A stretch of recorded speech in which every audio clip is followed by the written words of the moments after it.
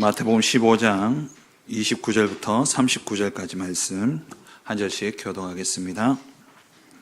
예수께서 거기서 떠나사 갈릴리 호숫가에 이르러 산에 올라가 거기 앉으시니 큰 무리가 다른 저는 사람과 장애인과 맹인과 말 못하는 사람과 기타 여럿을 데리고 와서 예수 앞에 아침에 고쳐주시니 말 못하는 사람이 말하고 장애인이 온전하게 되고 다리 저는 사람이 걸으며 맹인이 보는 것을 무리가 보고 놀랍게 여겨 이스라엘의 하나님 여호와께 영광을 돌리니라.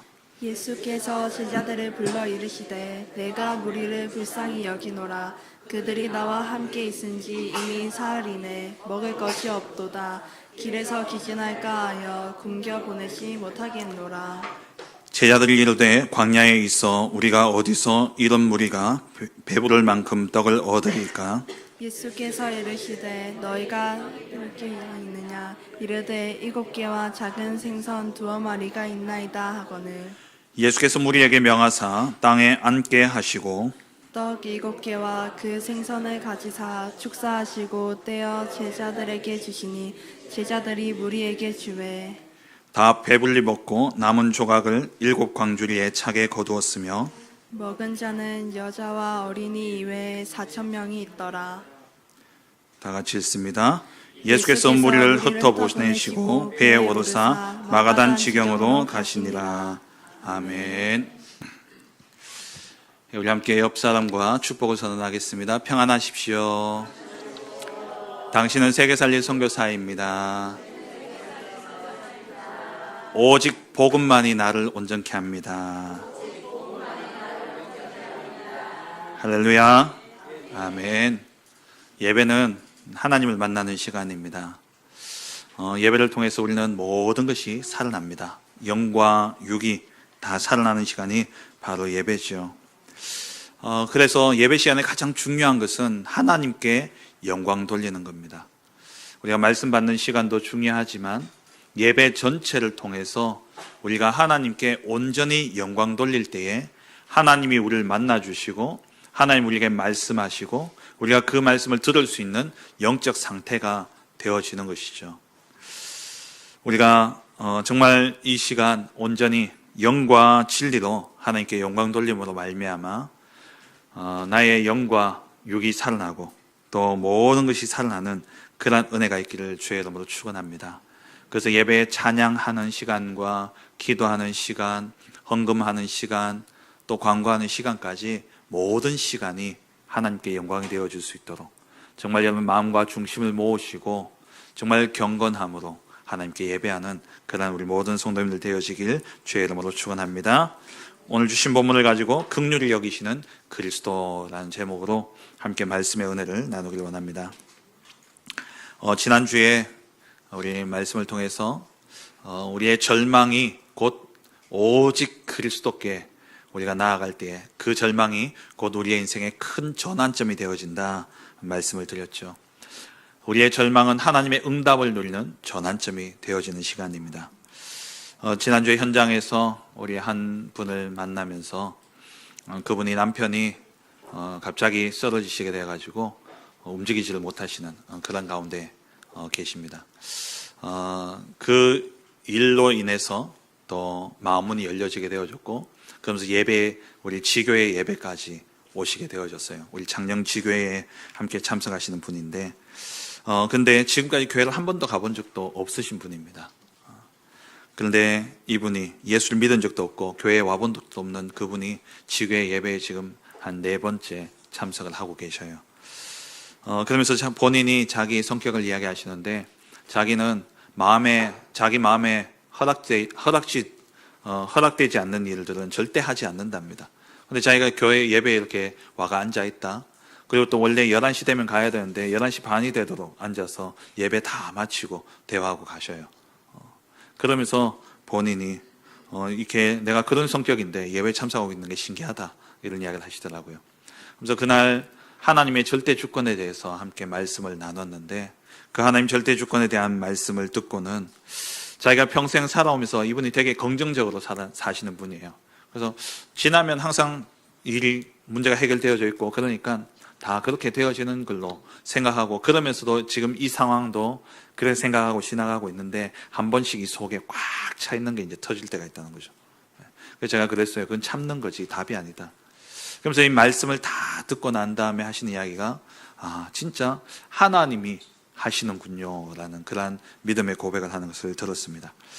그분이 하는 이야기가 이 일 아니었으면 자기가 어떻게 예수를 또 이렇게 예배 자리에 앉아 있을 수 있었겠냐, 그러면서 마음문이 많이 열렸어요. 아직까지는 확실하게 복음의 뿌리가 내려지진 않았지만은 기쁨으로 그렇게 가면서 또 저와 대화하면서 그런 모습들을 보게 되어졌습니다. 우리에게 절망적인 문제가요, 우리에게 있는 가장 절망적인 문제가 하나님 앞에서 최고의 응답의 기회가 됨을 여러분 믿으시기 바랍니다. 불신자에게는 그 절망이 하나님을 만나는 기회가 되어지는 것이고, 신자인 저와 여러분들에게는 주인을 바꾸는 기회가 되어지는 겁니다.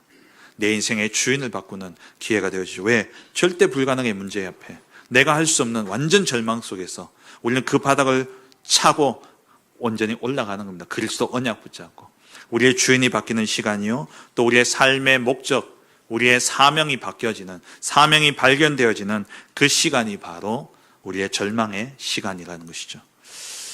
그 사건이 지나고 이제 예수님이 오늘 본문에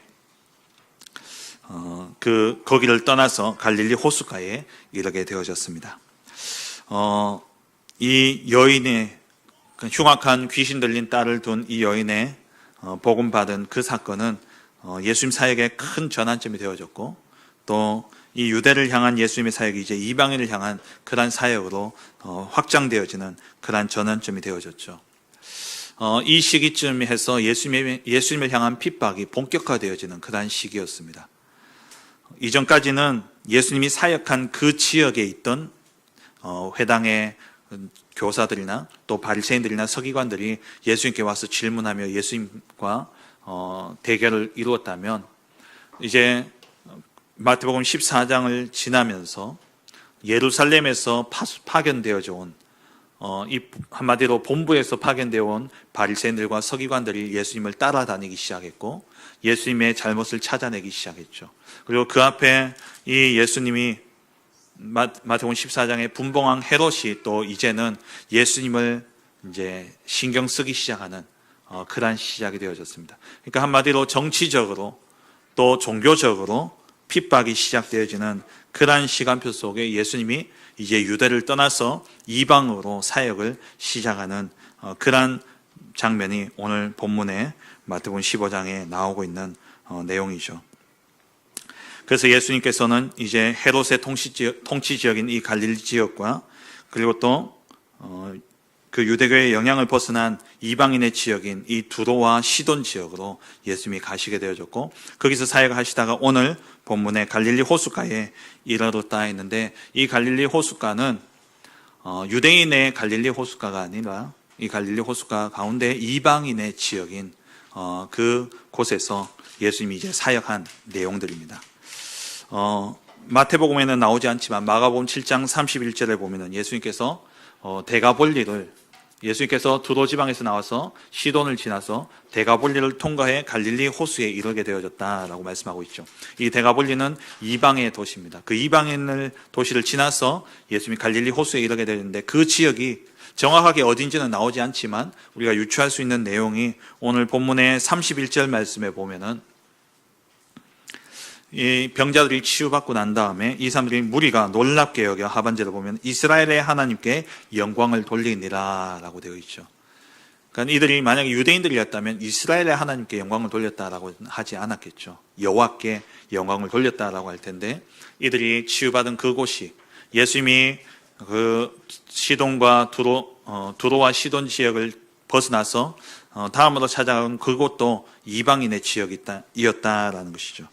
그 이방인의 사람들이 치유되어지고, 또 이방인의 사람들이 오늘 본문에 배고픈 가운데 예수님을 통해서 배부름을 얻게 되어지는 이러한 기적이 일어났습니다. 이것은 앞에 유대인들에게 일어났던 사건의 중복이 아니라 같은 사건이지만 대상이 다르다라는 거예요. 유대인들에게 일어났던 이것이 이제는 동일하게 이방인들에게도 이러한 은혜와 축복이 임한다라는 것을 우리에게 보여주고 있는 겁니다. 유대인들에게 베풀어졌던 그 하나님의 그리스도의 긍휼이 이제는 이방인을 향해서 이 긍휼이 베풀어졌다라는 것이죠. 그래서 첫 번째로 이방인에게도 주어지는 예수님의 긍휼입니다. 이 예수님의 긍휼은 유대인에게뿐만 아니라 이방인들에게도 주어진 것이죠. 이 갈릴리 호숫가에서 병을 고치고 또 칠병이어의 이러한 기적을 통해서 우리가 보통 칠병이어라고 이야기합니다. 떡 7개와 물고기 2마리라고 하는데 성경에 보면은 물고기 2마리가 아니라 두어 마리라고 표현되어져 있죠.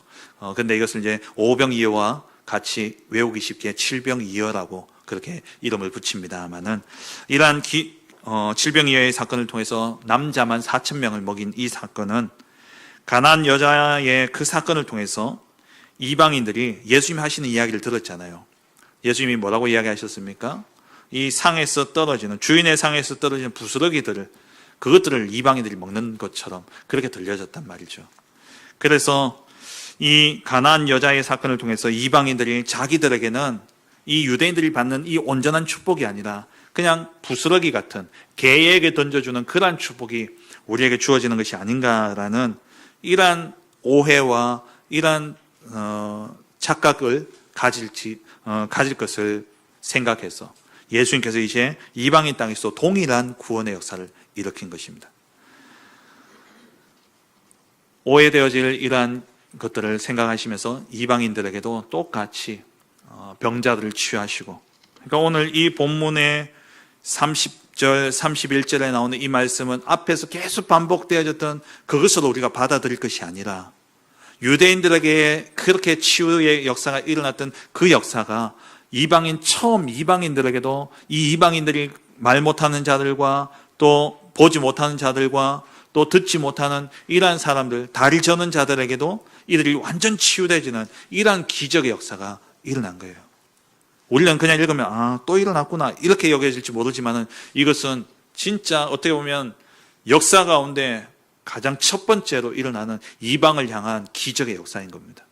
그와 더불어서 이들이 그 예수님을 따라 그 무리들이 많이 모여 있었잖아요. 이들이 예수님과 사흘이나 지났는데 이들도 배고픈 그런 가운데서 예수님이 유대인들에게만 오병이어의 기적을 일으킨 것이 아니라 이방인들에게도 똑같이 오병이어의, 칠병이어의 이 기적을 통해서 배부르게 먹고, 그리고 우리 앞에 유대인들에게는 12바구니가 남았지만 여기는 7광주리가 남는, 유대인의 그 계측하는 단위와 이방인들이 계측하는 단위가 다른 거죠. 여기는 바구니고 여기는 이제 광주리고, 그러면서 크게 많이 남았다 이 말입니다. 그러면서 이들이 배불리 먹는 이러한 역사가 일어나게 되어진 것이죠. 그러니까 이 말은 누가 되었든 간에 예수가 그리스도이심을 믿는 모든 자들에게는 하나님 나라에 참여하게 되고 하나님 나라의 복을 누릴 수 있음을 알리기 위한 목적에서 생겨난 그러한 중요한 사건을 기록하고 있는 내용입니다. 오늘 본문에 예수님께 이 이방인들이 나와왔습니다. 30절에 큰 무리가 다리 저는 사람과 장애인과 맹인과 말 못하는 사람과 기타 여럿을 데리고 와서 예수의 발 앞에 앉힘해 예수님이 고쳐 주셨죠. 그래서 31절에 말 못하는 사람이 말하게 되어지고 장애인이 온전하게 되고 다리 저는 사람이 걷게 되어지고 맹인이 보는 것을 무리가 보고 놀랍게 여기는, 그러면서 하나님께 영광 돌리는 이러한 기적이 일어났습니다. 이들의 가장 심각한 문제가 예수 그리스도로 말미암아 치유되어지는 그런 사건이었죠. 하지만 인생의 문제는요, 그 한 번의 문제로 끝나지 않는다라는 겁니다. 우리는 생각지 못했던 문제가 요거 하나 끝나면 되겠지, 이거 하나면 끝나면 내 이제 숨통 튀겠지, 요것만 지나가면 내 인생에 진짜 탄탄대로가 열려질 것처럼 그렇게 우리가 생각되어집니다만은 우리는 또 다른 문제로 또 고통당하고 또 어려울 수밖에 없다라는 겁니다. 이렇게 치유받은 이들이 예수님과 함께 있는 동안 사흘이나 지났어요. 사흘이나 지난 동안에 사흘 동안 여기가 어디였냐? 오늘 본문에 보니까 33절에 보니까 광야라고 표현되어져 있죠. 먹을 게 없다라는 말입니다. 먹을 게 없는 거기에서 3일 동안 이들이 예수님과 함께 지나면서 가져왔던 것을 다 먹은 거예요. 병원 나와서 좋았는데, 병원 이제 낫고 건강해져서 너무 좋은데 이게 이제 3일 지나는 동안에 먹을 게 떨어지니까 이제 무슨 걱정이 듭니까? 먹고 사는 걱정이 드는 거예요. 이게 인생입니다. 우리가 요 문제 끝나면 내 인생 이제 좀 안 살겠나? 살기는 뭘 살아요? 또 일어난다니까요. 또 오잖아요. 또 다른 문제가 온다니까요. 오늘 이 무리들이 그 다리 저는 자리를 걷게 됐으니까 얼마나 좋았겠습니까? 그건 걷게 되어진 것, 그건 거기 보면요 잠깐이에요. 배가 조금씩 고프기 시작하는데 그래도 걷게 됐으니까 좋았거든요. 사흘쯤 되니까 이제 이게 어떻게 되어진다고요? 기진해서 쓰러지게 되어진 그런 상황까지 오게 되어진 것이죠. 여러분들에게 있어서 가장 시급하고 심각한 문제가 무엇입니까? 혹시 그 문제만 해결되어지면 괜찮을 거라 생각하십니까? 아닙니다. 계속이에요. 우리 렘넌트들 대학 가면 끝날 것 같죠? 대학 가면 이제 시작인 거예요. 본격적으로 이제는 내가 책임지고 내가 내 인생을 두고 본격적으로 진짜 인생을 걸고 공부해야 될 그런 시기입니다. 끝이 아니라니까요. 저는 진짜 어릴 때 대학만 가면 끝날 줄 알았거든요. 대학 가니까 대학도 좀 좋은 데 갔어야 되는데 좋지도 않은 대학 가놓으니까 야 이거 대학 졸업하면 뭐하고 살지 이 생각도 들고 그러다가 대학 딱 입학하고 나니까 가장 먼저 드는 생각이요. 이제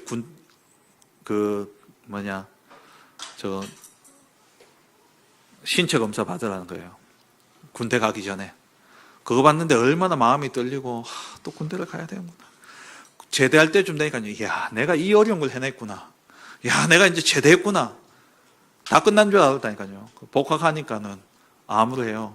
제가 가야 될 대학원이 못 가게 되어지는 거죠. 왜?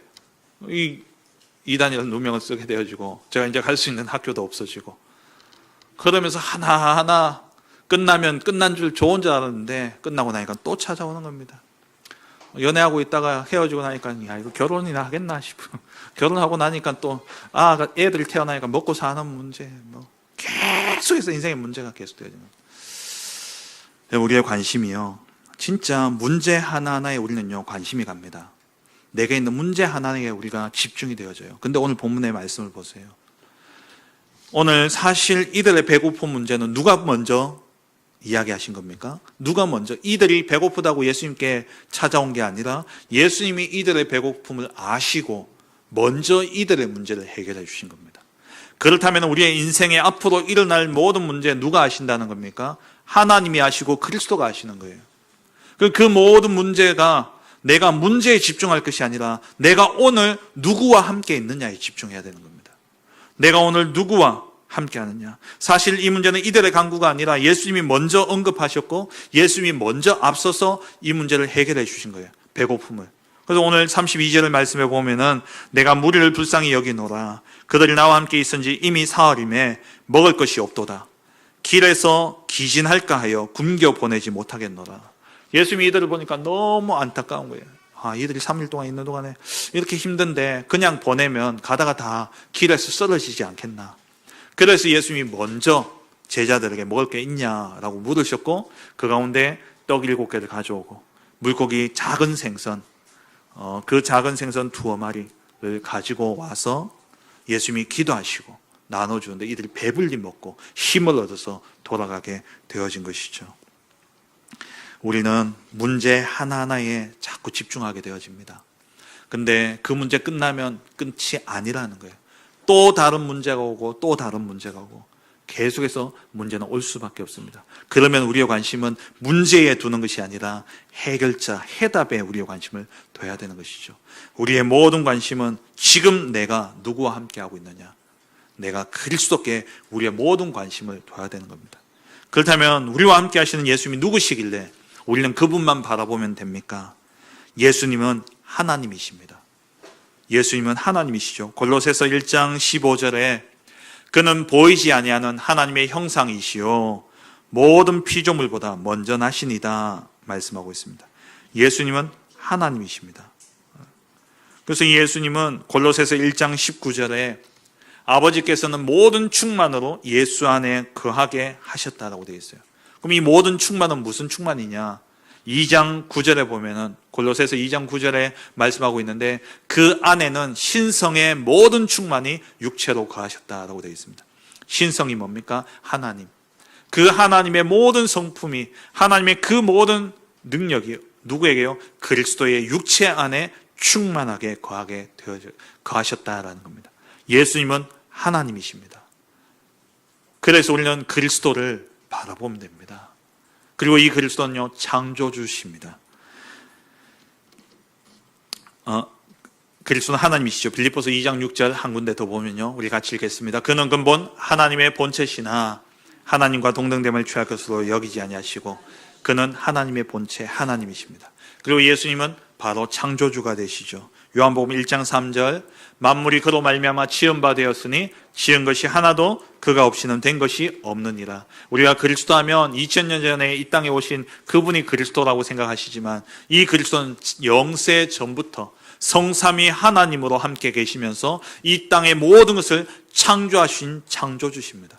그래서 그 창조주시기 때문에 그분이 명령할 때에 바람과 바다가 잠잠케 되어졌고, 그리고 그 그리스도가 명령할 때에 악신이 떠나가고, 그 그리스도가 명령할 때에 질병이 치유되어진 역사가 일어난 것이죠.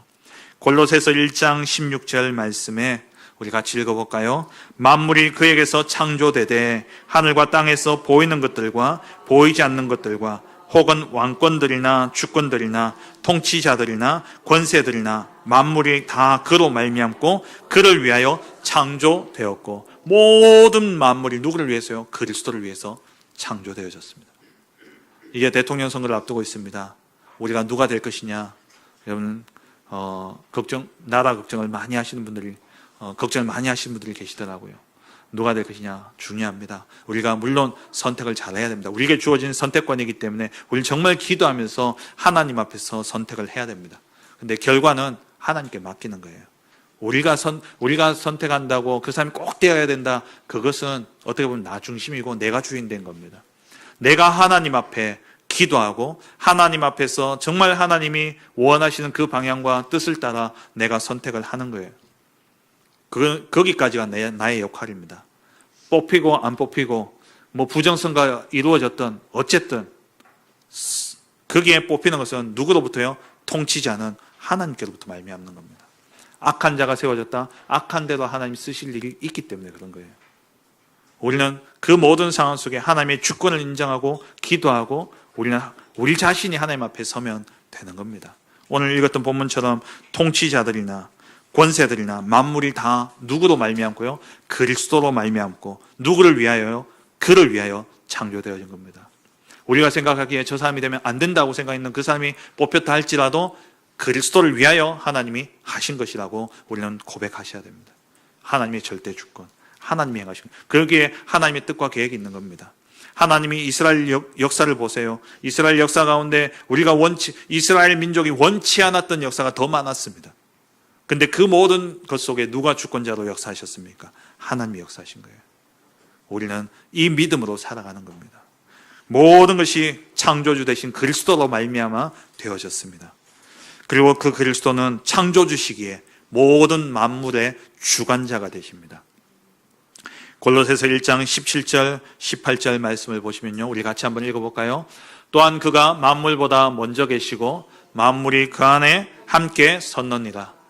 그는 몸인 교회의 머리라. 그가 근본이시요 죽은 자들 가운데서 먼저 나신 이시니 이는 친히 만물의 어뜸이 되려 하시며 만물의 어뜸이 되시고 만물이 그 안에 함께 섰다라고 되어 있습니다. 만물이 그 안에 함께 섰다라는 것은 만물이 그리스도 안에서 서 있다는 말은 그리스도 안에서 그리스도의 통치하심을 받고 그리스도의 섭리하심 속에 이루어지고 있다라는 것을 말씀하고 있는 겁니다. 그래서 모든 것은 그리스도로 말미암고 그리스도로 이루어지고 그리스도의 주권 하에 있는 것입니다. 그분이 오늘 우리를 구원하신 그리스도가 되셨습니다. 그분이 오늘 나의 구원자가 되셨습니다. 우리가 절대 해결할 수 없는 모든 이 땅의 근본 문제인 사단에게 속아서 하나님을 떠나게 되어졌고 그 결과 죄와 사망의 법 아래 하나님을 떠난 상태로 죄 가운데 살아갈 수밖에 없는 그 인생이 되어졌죠. 그래서 하나님 떠난 우리는 본질상 진노의 자녀로 늘 문제의 연속으로 늘 반복되어지는 그 문제 가운데 우리는 고통당하며 살아갈 수밖에 없습니다. 뿐만 아니라 우리의 모든 것은 잘 되는 것이든 성공이든 뭐든 우리에겐 진노가 되어줄 수밖에 없어요. 왜냐? 죄와 사망의 법 아래에 있기 때문에. 죄와 사망의 법 아래 우리는 살아갈 수밖에 없는 그러한 인생이죠. 그래서 이러한 우리 인생, 평생을 마귀 종로를 타며 운명 가운데 허덕이며 살아갈 수밖에 없는 그래서 우리의 힘으로는 절대 우리를 여기서 빠져나갈 수 없기 때문에 하나님께서 직접 인간이 되셔서 이 땅에 오셔서 우리를 위하여 십자가에 죽으심으로 우리의 모든 죄를 대속하시고 죽음을 이기고 부활하사 죽음의 세력을 잡은 자 마귀를 멸하시고 사망에서 생명으로 우리를 옮기셨습니다. 그래서 우리는 더 이상 모든 것이 저주와 재앙이 되어지는, 우리에게 아무리 나쁜 것도 우리에게 저주와 재앙이 되어질 수 없는 생명의 성령의 법으로 우리는 옮겨진 존재가 되어진 것이죠. 더 이상 우리는 마귀의 자녀가 아닌 하나님의 아들로서 흑암의 권세에 매여 있는 자가 아니라 그의 사랑의 아들의 나라로 우리는 옮겨진 것입니다. 이것이 우리가 받은 축복이죠. 하나님은, 이 그리스도는 이 귀한 구원의 축복을 저와 여러분들에게 주셨습니다. 그렇다면 우리는 두 번째로 이 그리스도의 긍휼을 전달할 전도자로 우리는 살아가야 되는 것이죠. 오늘 본문에 이 이방인들이 받은 이 축복은, 이방인들이 받은 이 응답은 이스라엘 민족들이 받아야 될 축복을 빼앗긴 것이 아닙니다. 이 이방인들이 받은 이 축복은 유대인들이 핍박하고 그리고 헤롯이 핍박함으로써 예수님이 피해서 도망가서 어쩔 수 없이 이방인들에게 전달해 준 축복이 아니다라는 겁니다. 이 이방인을 향한 축복은요, 처음부터 하나님이 계획하시고 처음부터 하나님이 준비하신 이방인과 만민을 향한 하나님의 축복인 것입니다. 인류의 시조였던 아담에게 하나님 말씀하셨죠. 창세기 1장 27절 28절에 하나님이 자기 형상 곧 하나님의 형상대로 사람을 창조하시되 남자와 여자를 창조하시고, 그리고 하나님이 이 시조 아담에게 주신 축복을 보세요. 하나님이 그들에게 복을 주시며, 그들이라는 것은 남자와 여자를 이야기하는 것이죠. 아담과 하와에게 복을 주시며 하나님이 그들에게 이르시되 생육하고 번성하여 땅에 충만하라, 땅을 정복하라, 바다의 물고기와 하늘의 새와 또 땅에 움직이는 모든 생물을 다스리라 하시니라. 이 말씀은 뭡니까? 너로 말미암아 네가 이 모든 땅을 정복하고 너를 통해 이 모든 것들이 살아날 것이다 라는 말씀이에요. 처음부터 하나님 열방을 향한 복을 주셨습니다. 아담 이후에 또 인류의 시조가 누굽니까? 다 죽고 딱 한 가족만 살아남았죠. 그게 노아였죠. 이 홍수 이후에 인류의 시조가 되어진 이 노아와 그 가족들에게 주신 약속이 창세기 9장 1절 2절에 나옵니다. 창세기 1장 27절 28절 말씀하고 똑같은 말씀이에요. 같이 볼까요? 하나님이 노아와 그 아들들에게 복을 주시며 그들에게 이르시되 생육하고 번성하여 땅에 충만하라, 땅의 모든 짐승과 공중의 모든 새와 땅에 기는 모든 것과 바다의 모든 물고기가 너희를 두려워하며 너희를 무서워하리니 이것들은 너희의 손에 붙였음이니라. 너희 손에 붙였다는 말이 뭡니까? 너희 때문에 먹고 산다는 거예요. 노아와 너희들 때문에 이들은 복을 받을 것이다 라는 겁니다. 하나님은 처음부터 우리를 먼저 부르신 이유가 무엇이냐? 유대인들이 가장 착각한 것이 뭡니까? 선민의식.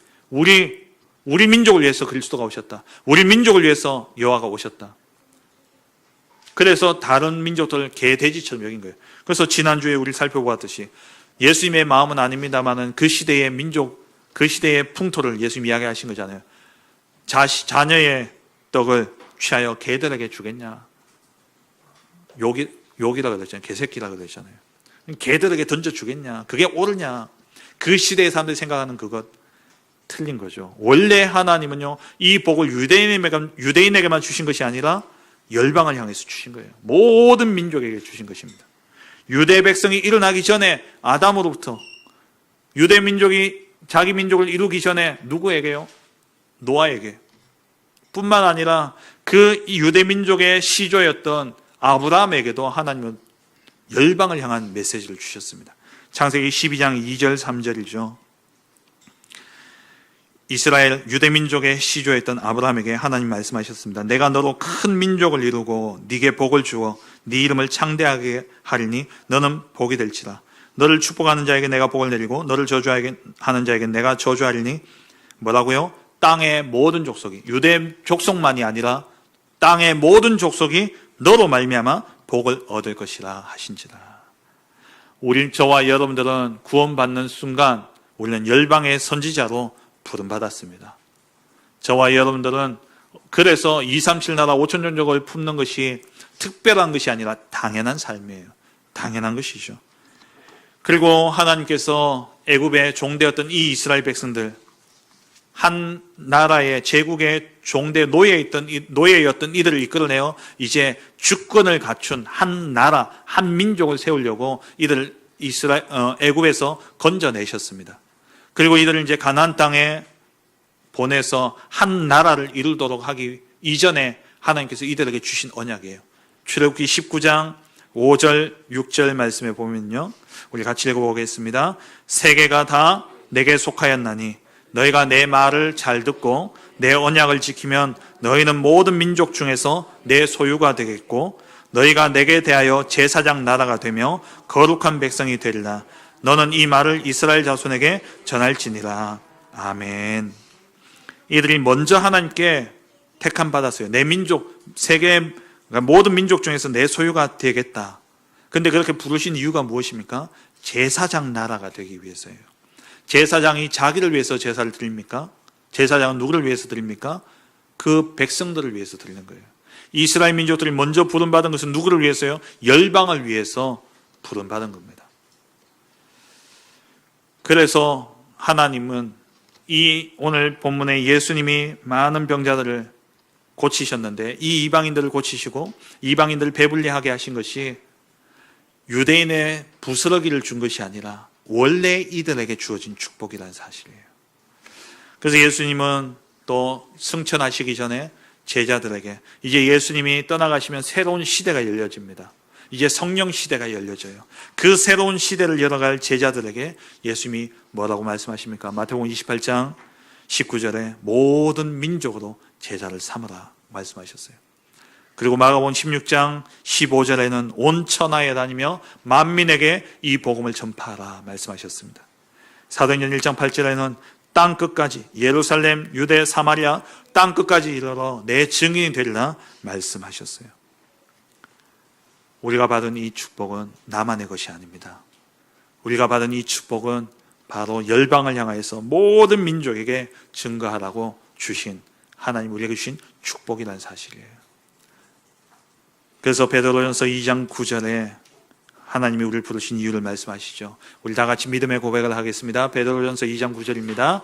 그러나 너희는 택하신 족속이요 왕같은 제사장들이요 거룩한 나라요 그의 소유가 된 백성이니 이는 너희를 어두운 데서 불러내어 그의 기이한 빛에 들어가게 하신 이의 아름다운 덕을 선포하게 하려 하심이라. 아멘. 지금도 복음 하나 몰라서 고통당하는 그 현장에 자기의 고통이 왜 왔는지도 알지 못하는 가운데 사람을 원망하고 주어진 환경을 원망하고 또 나라를 원망하며 불평하는 그런 원인도 모르고 있는 저들에게 우리는요, 우리가 받은 이 그리스도의 긍휼을 전달할 그리스도의 대사로 우리는 부름받은 것입니다. 우리는 이 복음을 들고 우리는 먼 지역에, 정말 우리가 있는 이 지역에 빛을 비추는 그리스도의 대사의 역할을 감당해야 되는 것이죠.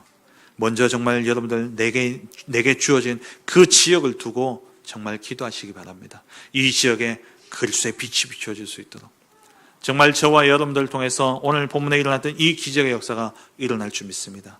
나는 능력이 없어요. 내게 주어진 힘과 내게 주어진 능력으로는 할 수 없습니다. 마태복음 28장 18절에 하늘과 땅의 모든 권세를 내게 주셨으니 누구에게요? 예수님께 주어진 거예요. 그 예수님이 뭐라고 이야기하십니까? 내가 세상 끝날까지 너희와 항상 함께 있으리라. 내게 주어진 이 그리스도의 이름을 가지고 우리는 지역의 모든 병마가 떠나가고 지역의 모든 흑암이 떠나가고 정말 그 현장에 하나님 예배하신 영혼이 주님께로 돌아올 수 있도록 정말 기도하며 전도하는 지교회를 세워야 되는 겁니다. 그리고 우리는 또 한 나라, 여러분 개인이 품은 한 나라가 있을 것이고, 또 여러분 가정이 두고 기도하는 한 나라가 있을 것입니다. 또 우리 교회는요, 우리 코스타리카 나라를 두고 기도하고 있죠. 우리 오늘 박수열 집사님 기도하셨던 것처럼 정말 우리 다니엘 구스만 목사님과 그 교회를 위해 우리는 기도하고 있습니다. 우리는 아직 만난 적도 없습니다. 우리는 본 적도 없어요. 우리는 가본 적도 없습니다. 그런데 우리가 이 시간 기도하게 될 때에 시공간을 초월하여 성삼위 하나님이 그 목사님과 그 가정과 그 교회에 하나님 역사하실 줄 믿습니다. 우리는 이를 위해 기도하는 거예요. 한 나라. 그리고 우리 베트남 와 있는 우리 또 정화윤 우리 성도님, 그 가정, 그 가문을 통해서 베트남 한 나라가 살아날 수 있도록, 또 우리 최보성 우리 성도님과 함께 정말 그 가정에 또 태어날 이 후대가 베트남 현장 살릴, 또 이 나라 살릴 중요한 TCK로 또 우리에게 허락되어질 텐데, 이 아이를 통해서 정말 하나님 한 나라 베트남 현장이 살아나는 역사가 있도록 우리는 기도해야 되는 것이죠. 말씀 맺겠습니다. 응답받는 신앙인은 하나님과 방향이 맞아야 됩니다. 오늘 본문에 이들이 예수님께 나왔습니다. 예수님께 나왔는데 이들이 그 현장에 이방인으로서 사실 받을 수 없는 복을 받은 겁니다. 유대인의 인식으로는. 하지만 정말 전도와 선교가 이루어지는 이 자리에 이들이 있은 것만 하더라도 이들은 배고픔의 문제가 해결되어졌고, 이들은 모든 질병이 치유되어지게 되어진 것이죠.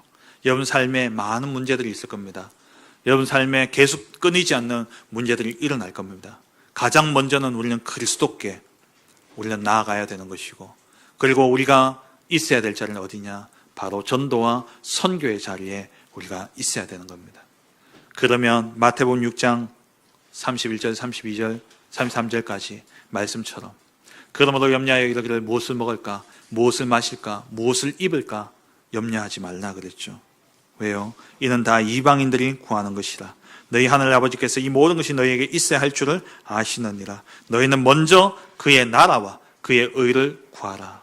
그리하면 이 모든 것을 너희에게 더하여 주시리라 말씀하셨어요.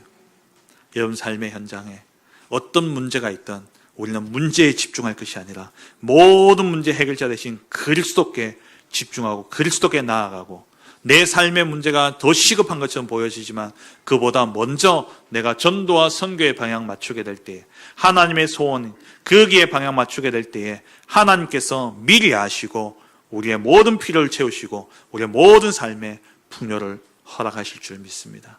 이번 한 주간 동안 정말 여러분 가는 모든 현장에 그리스도의 긍휼하심을 구하시고, 어떤 문제 앞에서도 문제에 집중하고 그 문제에 염려하고 걱정하고 문제가 해결되었다고 안도하는 것이 아니라 내가 그리스도께 붙어 있음으로 평안 누리고, 내가 그리스도께 붙어 있음으로 안도할 수 있는 그러한 삶이 되어지고, 그리고 정말 내 모든 삶의 방향이 전도와 선교에 맞춰짐으로 말미암아 내가 구하지 않은 것까지도 응답받는, 정말 하나님이 미리 채워주시는 그러한 은혜를 누리는 복된 증인들 되어주시길 주의 이름으로 축원합니다.